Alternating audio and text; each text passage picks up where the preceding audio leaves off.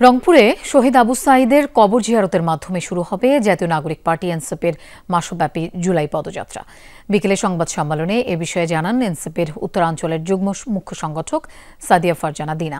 তিনি বলেন, আগামীকাল সকালে পীরগঞ্জে আবু সাঈদের কবর জিয়ারতের সময় উপস্থিত থাকবেন দলের কেন্দ্রীয় নেতারা।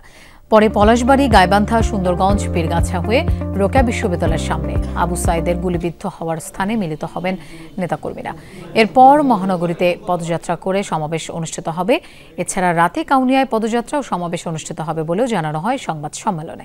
এ সময় নবগঠিত জেলা ও মহানগর সমন্বয়ক কমিটির নেতৃবৃন্দ উপস্থিত ছিলেন।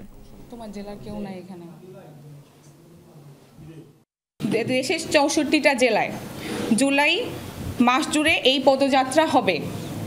১ জুলাই শহীদ আবু সাঈদের কবর জিয়ারত থেকে শুরু করে রংপুরের পীরগঞ্জ থেকে এই পদযাত্রা শুরু হবে। এই সময় আমরা শহীদ পরিবারের কাছে যাব, তাদের কথা শুনব, তাদের আশা আকাঙ্ক্ষা, বাংলাদেশ নিয়ে তাদের আশা আকাঙ্ক্ষার কথা জানব।